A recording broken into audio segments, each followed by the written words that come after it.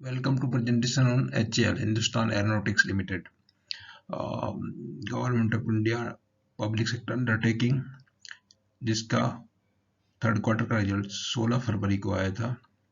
इसके पहले 6 सितंबर को हमने इसका पहले प्रेजेंटेशन वीडियो अपलोड किया था और उसके बाद से बस शेयर प्राइस में काफ़ी इजाफा देखने में आया है और अभी जो रिजल्ट आया थर्ड क्वार्टर का बहुत अच्छा है। वो आने वाले समय में बहुत अच्छे जो है शेयर प्राइस मूवमेंट होने की संभावना उसमें नजर आती है। तो स्टार्ट करते हैं स्टैंडर्ड डिस्क्लेमर के साथ। Fact, figure and opinion in the presentation video are based on information available in different agencies and public domain and published in good faith. Viewer in their own interest may like to cross-check and verify information from concerned source before making any financial commitment. Stock market investment are subject to market risk. Consult your financial advisor before committing any money. तो थोड़ा repeat है पहले presentation से, थोड़ा history के बारे में। Company जो है इसका 23 दिसंबर 1940 को हिंदुस्तान एयरक्राफ्ट लिमिटेड के नाम से वालचंद हीराचंद ने बेंगलोर में स्थापना किया था और 1941 में गवर्नमेंट ऑफ इंडिया उसका शेयर होल्डर हो गई और इन्होंने जो है ये पहले ट्रेनर एयरक्राफ्ट बनाया था S2 और उसके बाद 2 सीटर पुष्पक एयरक्राफ्ट बनाया और कृषक एयर ऑब्जेक्टरी पोस्ट रोल के लिए बनाया था और HF-24 जेट फाइटर मारुत, उसके बाद ये बेसिक जेट ट्रेनर किरण, ये सब इनके पुराने जो है यहाँ पे आपको ट्रेनर एयरक्राफ्ट जो फर्स्ट था उसका फोटो नजर आता है। दूसरा पुष्पक का फोटो यहाँ पे नजर आता है और अगस्त 1963 में HAL was incorporated as a company owned by Government of India to undertake manufacture of MiG-21. Factory was set up in Nashik और उसके बाद 1964 में कानपुर में एयरक्राफ्ट मैन्युफैक्चरिंग डिपो सेटअप किया गया और इस तरीके से जो है रिपेयर ओवरहॉल प्रोग्राम जो है वो जगुआर का अपग्रेड, मिराज अपग्रेड, किरण, वही सब का जो है चीतल, चेतक लिस्टिंग हो गया 28 मार्च 2018 को, जो उसकी IPO आई थी। अभी जो है HAL क्या है, उसकी 20 प्रोडक्शन यूनिट है, 17 इंडिजिनस और 14 लाइसेंसेड एयरक्राफ्ट का प्रोडक्शन करती है। 10 R&D सेंटर है, 75% फुटप्रिंट डिफेंस फ्लाइंग प्लेटफॉर्म और जो है मैन्युफैक्चरिंग 4150 प्लस एयरक्राफ्ट और 5250 इंजन मैन्युफैक्चर कर चुके हैं। अभी ऑर्डर बुक जो है 87,500 करोड़ है और जो है आपका रिवेन्यू Q3 का 12,000 करोड़ है और R&D पे करीब 7% खर्चा करते हैं। MOU की रेटिंग पिछले 18 साल से एक्सेलेंट MOU की रेटिंग मिलता है, जो गवर्नमेंट का परफॉर्मेंस इवैल्यूएशन सिस्टम है PSU के लिए, उसमें 18 साल से ये एक्सेलेंट और टॉप रेटिंग में आती है कंपनी। तो इस प्रकार से जो इसका है शुरुआत हुई उसके बारे में ये पिक्टोग्राफिक तरीके से, और कृषक ऑब्जर्वेटरी पोस्ट रोल, ये जो शुरू के इनके एयरक्राफ्ट थे उसकी यहाँ पे एक फोटो दी हुई है। तो अगस्त 1963 में एरोनॉटिक्स इंडिया लिमिटेड थी, 64 में एरोनॉटिक्स, 2007 में नवरत्ना स्टेटस मिला और 75 ईयर ऑफ सर्विस 2015 में सेलिब्रेट किया और 2018 मार्च में जो है लिस्टिंग हुआ। ये इनके R&D सेंटर हैं 11, उनके बारे में क्या क्या है जानकारी उसको यहाँ पे दिखाया गया। और अभी जो की ड्राइवर की ग्रोथ है 20 प्रोडक्शन और 11 R&D centre, 28,000 employ, healthy growth, sales and YOY basis, export of 20 countries, 17 indigenous, 14 licence aircraft manufacturing, ये सब जानकारी यहाँ पे शेयर किया गया। प्रोडक्ट एंड सर्विस में इनकी फिक्स विंग है, रोटरी है, उसके बाद accessories, avionics, air space, UAV and engines, ये प्रोडक्ट और इन्हीं की सर्विसिंग में इनका बिजनेस है। कैपेबिलिटी में MRO है, aircraft manufacturing, helicopter engine system, R&D platform और एरो इंजन और system, manufacture of structural launch vehicle for and satellite aircraft, mid life upgradation, missile integration और D&D manufacture of UAV unmanned aerial vehicle. जिसको capability जिसको कि मतलब drone बोलते हैं, design and development aircraft का, हेलीकॉप्टर का, एरो इंजन का, सिस्टम का, manufacturing aircraft, helicopter, aero engine system, mid life support जो अपग्रेड एयरक्राफ्ट और सिस्टम्स का है, एमआरओ जो रिपेयर है वो aircraft, helicopter, aero engine system, aerospace programme, aerospace structure, booster for launch vehicle and cryogenic engine, missile integration के लिए aircraft and helicopters.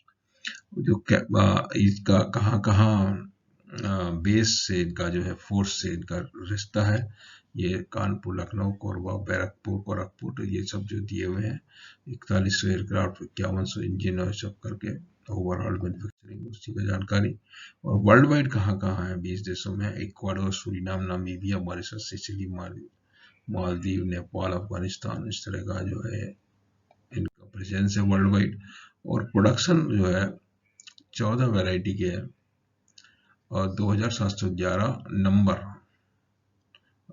Fighter aircraft जो है ये अंडर टीओटी, और इंडिजिनस जो 17 टाइप और 1439 नंबर, और जो variety LCA, Su, MKI, Dornier 228, ALH और चित्तल। ये बाकी प्लेटफॉर्म इनके हैं सारे दिए हुए, क्या क्या इन्होंने मैन्युफैक्चरिंग आरओएच के लिए दिए हुए हैं और ये आरओएच के लिए दिए हुए हैं। तो इनका आरओएच होता है रिपेयर ओवरहॉलिंग, और इनका जो मैन्युफैक्चरिंग और रिपेयर दोनों होता है। ये इंजन है इनके, शक्ति और ये सब वैरायटी दी हुई है, जिसमें 13 एरो और 3 इंडिजिनस, 3 इनका आरओएच करते हैं, और मैन्युफैक्चरिंग 5 एरो और 1 इंडस्ट्रियल इंजन का जो मैन्युफैक्चरिंग करते हैं। 13 के जो नाम दिए हुए हैं यहाँ पे जो पहली स्लाइड में दिखाए गए, और इंडस्ट्रियल में 3 नाम दिए हुए हैं। Manufacturing complex, business unit, MiG complex और एक एक्सरीज कॉम्प्लेक्स है, और उसके अलावा बेंगलोर कॉम्प्लेक्स और हेलीकॉप्टर कॉम्प्लेक्स, इस तरह से इनका मैन्युफैक्चरिंग लोकेशंस हैं।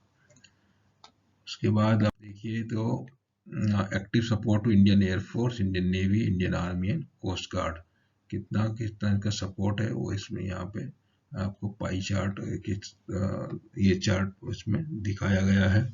73% of Indian Air Force fleet is supported by HAL, 65% of Navy fleet is supported by HAL, और 100% of Army and Coast Guard is supported by HAL.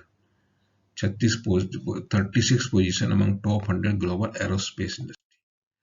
उसके बाद स्पेस प्रोग्राम में भी सपोर्ट करते हैं, इसमें बहुत ज़्यादा यहाँ पे हम चर्चा नहीं करना चाहते। उसके बाद क्या है कि बहुत कुछ नया हो रहा है, डिजाइन डेवलपमेंट नया हो रहा है, नया ऑर्डर मिलता है। उसके बाद जो है आपको स्ट्रॉन्ग R&D पे कुछ खर्चा हो रहा है। IPR, इंटेलेक्चुअल प्रॉपर्टी राइट की एप्लीकेशन फाइल्ड अभी तक जो है ये पुराना डाटा है, 1621 18-19 तक है। अपडेट जो है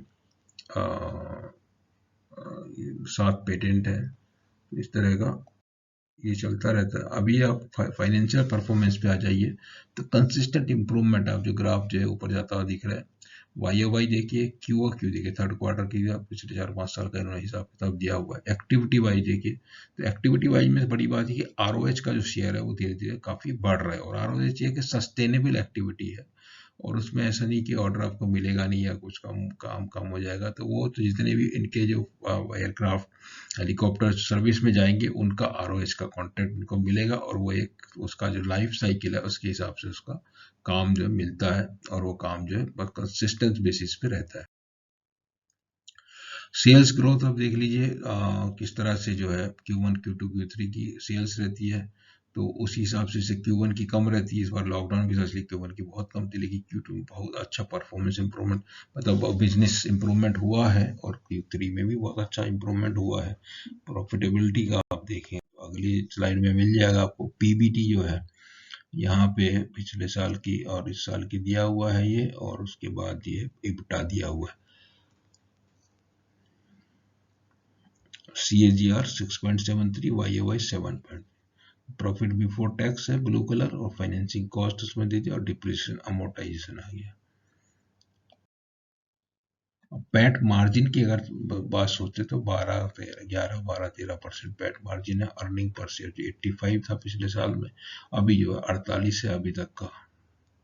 इसमें थोड़ा सा अभी फोर्थ क्वार्टर में एक्चुअली का रिजल्ट एकदम अलग होता है, तो वो फोर्थ क्वार्टर में ये जो है हो सकता है 85 को पार भी कर जाए। डिविडेंड का जहाँ तक सवाल है, 30 रुपए डिविडेंड ऑलरेडी दे चुके हैं, और डिविडेंड इम्प्रूव हो गया, पे आउट रेशियो इम्प्रूव कर दिया, और अभी जो रिटर्न ऑन इक्विटी 22% के करीब जो मेंटेन करते हैं। और अभी जैसा है 15 रुपए का डिविडेंड एक दे चुके हैं और 15 रुपए का दूसरा भी डिक्लेयर हो गया है, तो 30 रुपए डिविडेंड आपको हो गया, 3% रिटर्न हो गया, जो अभी आजकल सेविंग अकाउंट में उतना ब्याज नहीं मिलता जितना यहाँ पे डिविडेंड में मिल रहा है। ऑर्डर बुक बहुत अच्छा है, स्ट्रॉन्ग है, और जो है उसमें जो वैरायटी है, मैन्युफैक्चरिंग का एक बहुत बड़ा ऑर्डर जो है इनके पास अभी है, और ROH स्पेयर के ऑर्डर भी हैं, डेवलपमेंट एक्सपोर्ट के अभी कुछ खास नहीं है, और ट्रेड रिसीवेबल पे कंट्रोल किया है पिछले साल के मुकाबले। जो है ये सब कुछ लॉकडाउन होने के बावजूद भी जो है ट्रेड रिसीवेबल के जो number of days of turnover करके ये जो इसमें इम्प्रूवमेंट देखने को मिला। लाइफ साइकिल की जो बात करते हैं, जो एयरक्राफ्ट बना के सर्विस में दे दिया, किसी में भी दिया, एयरफोर्स में दिया या तो नेवी में दिया या आर्मी में दिया, तो उसका एयरक्राफ्ट का लाइफ टाइम का जो है इनको मेंटेनेंस का काम मिलता है, तो वो बहुत बड़ा बिजनेस है, और वो बिजनेस जो है बहुत बड़ा होता जाएगा। 40 साल लाइफ होती है, और 40 साल तक जो है जो अभी एयरक्राफ्ट की सर्विस में है, डेवलपमेंट टेस्टिंग में टाइम होता लगता, खाली पैसा लगता बहुत ज़्यादा, लेकिन जब एक एयरक्राफ्ट बना के सर्विस में दे दिया तो फिर क्या, बिजनेस ही बिजनेस है। वो ROH का इनका अभी 60% क्रॉस कर चुका है ऑलरेडी। और ये फाइनेंशियल अगर हम देखें, नंबर्स में देखते हैं, तो आपको टॉप लाइन में 4,500 था, ये पिछले साल 5,500, इसमें करीब 1,000 करोड़ का इजाफा आपको देखने को मिल रहा है, मगर बॉटम लाइन ने डबल 457 से 852 हो गया। कितना अच्छा जो है ये रिजल्ट आया है, जिसका कि कुछ कहना नहीं, बहुत अच्छा रिजल्ट आया है, और शेयर प्राइस में भी वो रिफ्लेक्ट नहीं होता है। मान लो रिजल्ट आए हुए काफ़ी समय हो चुका है, 16 फरवरी से, अभी तो 12 मार्च निकल गई, और लेकिन वो रिफ्लेक्ट नहीं किया। और रिफ्लेक्ट कब किया था, एक दिन सर्किट लगा था इसमें, जिस दिन इनको एक बहुत बड़ा ऑर्डर जो है गवर्नमेंट ने रिलीज किया था, तो उसकी वजह से जो अभी ऑर्डर बुक बहुत स्ट्रांग जो है अभी नजर आ रही है। ये फाइनेंशियल परफॉर्मेंस के बारे में आप नंबर्स में देखना चाहें तो revenue from operation 12,000 crore, profit operating profit to sale 16% है, प्रॉफिट बिफोर टैक्स 2,011 करोड़, और after tax 1,618 crore. Location to from defence customer 19,000 crore, intermediate 502 crore का एक हो गया, और पिछले साल नहीं था वो, और यूज फ्रॉम कस्टमर है अगेंस्ट मार्च जो है 19,076 करोड़ के बाद 15,000 करोड़ है। बोरोइंग्स 3,107 करोड़ है। एवरेज कॉस्ट ऑफ बोरिंग 5.3 है। Interest of boring 229 crore. ये मोटा मोटी जो फाइनेंशियल पैरामीटर्स है। अगर इसमें देखते हैं आप, एनुअल परफॉर्मेंस थी पुराने सालों की, थोड़ा आइडिया लेने के लिए, तो ये अभी करीब 21,000 करोड़ का टर्नओवर था, 16, 17, 18, 19, 20, 21, और उसके अगेंस्ट जो ऑर्डर बुक है वो 52,000 करोड़ की दिखाई, अभी और भी बढ़ गई है, अभी मार्च में थी, अभी बहुत बड़ा ऑर्डर मिला है, तो उस हिसाब से जो काफ़ी अच्छा रिवेन्यू विजिबिलिटी आपको इसमें देखने को मिलता है। तो अगर शेयर प्राइस के बारे में जाते हैं, तो IPO 1,215 रुपए से 1,240 रुपए के भाव में आई थी, बहुत अच्छा सब्सक्रिप्शन नहीं हुआ था, वो जो है IPO को बेल आउट किया गया LIC द्वारा, और वो LIC अभी भी उसके पास होल्डिंग है, और ये जो है 28 मार्च 18 को जो लिस्टिंग हुई, उसके बाद किस तरह से प्राइस का ट्रेंड रहा,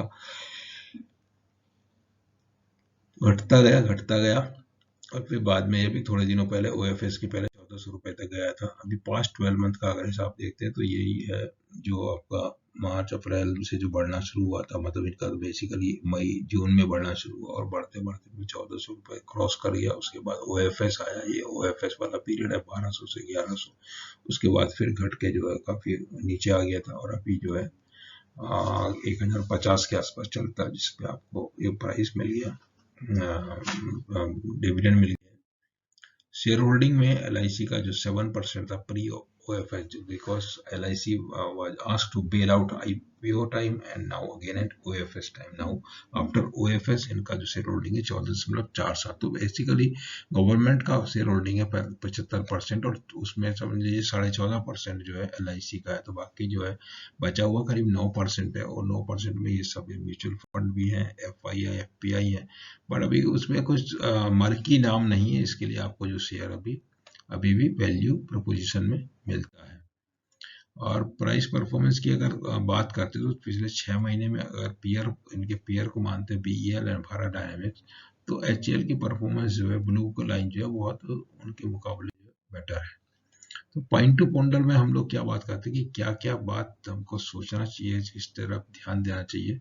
थर्ड क्वार्टर रिजल्ट बहुत अच्छे आए थे और एम्प्लॉय गेटिंग शेयर्स 950.95 और 4 से 9 सितंबर उनको शेयर मिले, और LIC की होल्डिंग की बात हो गई 62% रिवेन्यू फ्रॉम ROH, और वो ग्रोथ होती जा रही है। जो पिछला एंड था लास्ट फाइनेंशियल में इट वाज बिलो 60, तो ये बहुत अच्छा एक संकेत है, stability, revenue visibility, and then अभी जो भारत सरकार ने जो PSU के लिए पॉलिसी, डिविडेंड पेइंग पॉलिसी की जो घोषणा की है, उसके हिसाब से जो एवरी क्वार्टर यू में गेट डिविडेंड और at least stable dividend at least twice और 4 टाइम्स। कंपनी अच्छा प्रॉफिट कमाती है तो 4 साल में 4 बार डिविडेंड मिलेगा, और उसी तरह से जब तक आपको आपकी मनपसंद का भाव नहीं मिलता तब तक आप डिविडेंड लीजिए, और जब भाव मिलता है उससे निकल जाइए अच्छा प्रॉफिट कमा के। इस तरह की ये अपॉर्चुनिटी आपको प्रदान करती है HCL। तो HCL के बारे में ये पूरा जानकारी था, वीडियो में दिया गया। आपको अच्छा लगा, समझ में आया और आपको पसंद आया तो आप वीडियो को लाइक कीजिए और चैनल को सब्सक्राइब कीजिए। चैनल में BSansi2 ट्विटर हैंडल है, उसमें यहाँ पर सभी वीडियो और उनसे संबंधित जानकारी मिलती है, और उसमें जरूर ये पेज आप ट्विटर पेज आप विजिट कीजिए, और उसमें आपको कोई जानकारी और चाहिए तो ट्विटर पेज पे आप हमको कमेंट लिखिए, या यूट्यूब के कमेंट बॉक्स में लिखिए। जो भी जानकारी होगी उसके बारे में आपको जो भी क्लैरिफिकेशन चाहिए वो सब जो है कोशिश किया जाएगा। पब्लिक डोमेन में जो भी जानकारी है वो आपको ढूंढ के निकाल के आपको